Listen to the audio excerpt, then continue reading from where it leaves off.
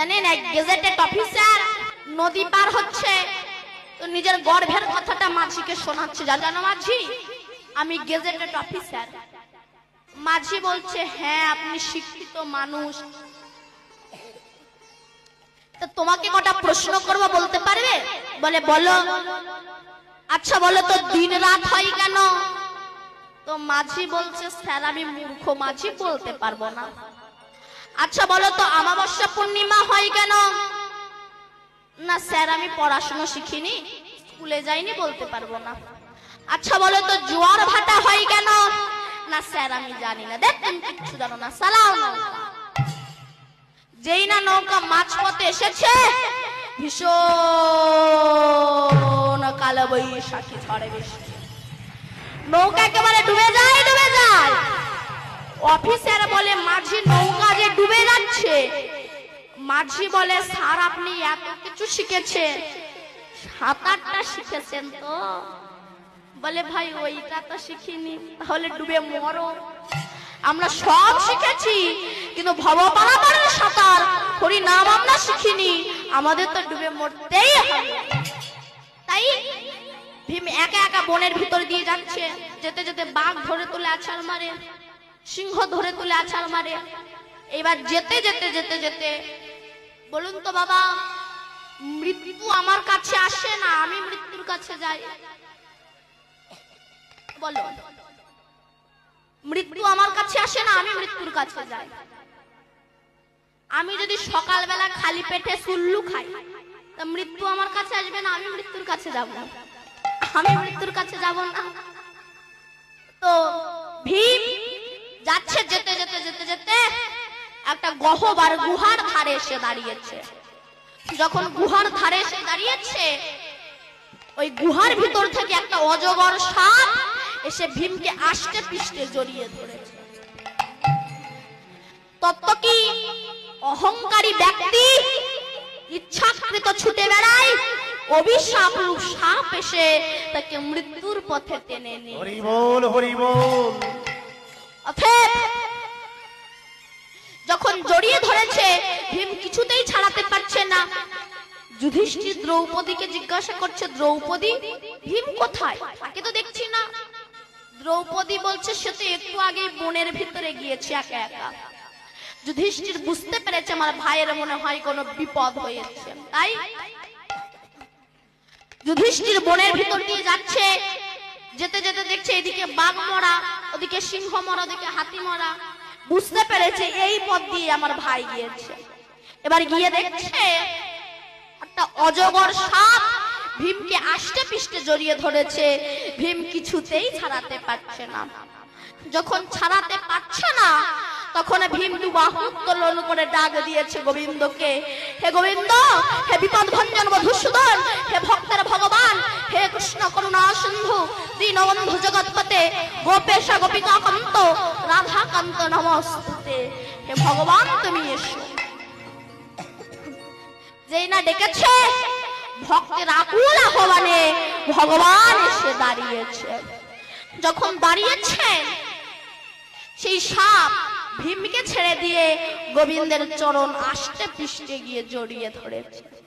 জানেন, ব্যাং কীট ধরে খায়, ব্যাং জানে না যে আমার পেছনে সাপ আছে। সাপ ব্যাং ধরে খায়, সাপ জানে না আমার পেছনে ময়ূর আছে। ময়ূর সাপকে ধরে, ময়ূর জানে না আমার পেছনে ব্যাগ আছে। ব্যাগ ময়ূরকে ধরে, ব্যাগ জানে না আমার পেছনে জম বাড়ি আছে, আমাকে নিয়ে যাবে। তো ভক্তের আকুল আহ্বানে ভগবান এসে দাঁড়িয়েছে। দাঁড়ানোই সেই সাপ ভীমের চরণ ছেড়ে দিয়ে যেটা গোবিন্দের চরণ জড়িয়ে ধরেছে, অমনি ভীম নিজ মুখকে ধারণ করে ভীমের কাছে গিয়ে বলছে, ভীম আমি তোমাদেরই বংশে একজন ছিলাম, আমার নাম ছিল নহুষ। নহুষ, আমি কোন ভাগ্যক্রমে ইন্দ্র পদ পেয়েছিলাম, তাই ঋষিরা আমাকে পালকিতে করে নিয়ে যেত, পালকিতে করে নিয়ে ঘুরে বেড়াতো।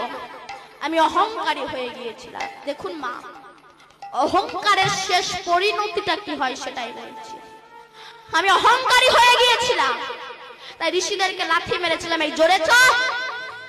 তো বৃদ্ধ ঋষি তো চলতে পারে না, সেই বৃদ্ধ ঋষিরা অভিশাপ দিয়েছিল, নহস তুমি আমাদেরকে লাথি মারলে, যাও তোমাকে অভিশাপ দিলাম, তুমি সর্পকুলে জন্মগ্রহণ করবে। তখন নহস পালকি থেকে নেমে এসে ঋষিদের চরণ জড়িয়ে ধরে বলছে, আমি উদ্ধার হব কবে?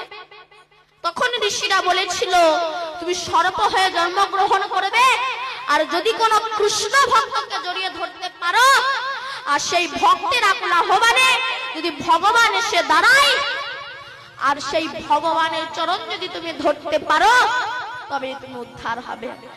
তাইতে ভীম ছিল কৃষ্ণ ভক্ত, আর কৃষ্ণ ভক্তকে যখন জড়িয়ে ধরেছে, ভীমের আকুল আহ্বানে ভগবান এসে দাঁড়িয়েছে, আর যখন ভগবানের চরণ ধরেছে, তখন নহুষ উদ্ধার হয়ে গেল। বলুন তো নহুষ মানে কি মা? নহুষ মানে কি বলুন? নহুষ, নহুষ মানে যার কোনো হুঁশ নাই, তিনি হচ্ছেন নহুষ।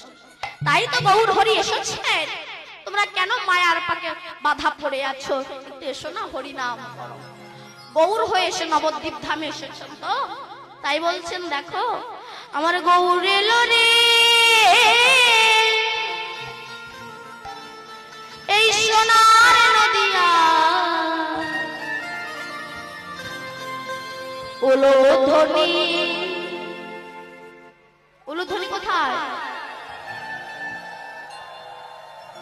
একটু পেছনে থেকে সবাই মিলে ধরে দিন। শঙ্খের ধ্বনি,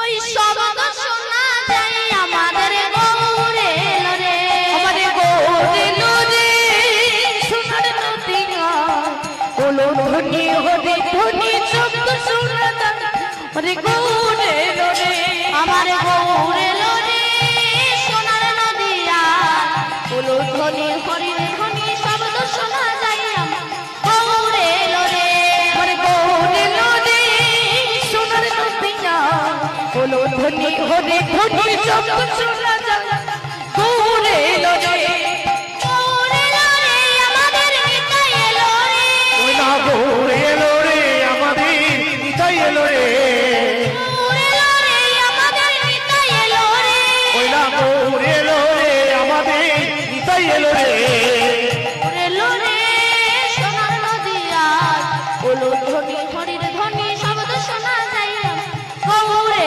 রে, আমার গৌরে রে, সোনার নদিয়া, উলুধ্বনি হরির ধ্বনি শব্দ শোনা যায় আমার গৌরে রে, শান্তিপুরে হাবুডুবু নদে ভেসে যায়, শান্তিপুরে হাবুডুবু নদে ভেসে যায়, শান্তিপুরে হাবুডুবু নদে ভেসে যায়, শান্তিপুরে হাবুডুবু নদে ভেসে যায়, ফুল ভাঙিয়া ঢেউ আসিয়া লাগলো মোরার গায়ে, আমার গৌরে রে, সোনার নদিয়া, উলুধ্বনি হরি ধ্বনি শব্দ শোনা যায় গৌরে রে, আমার গৌরে রে,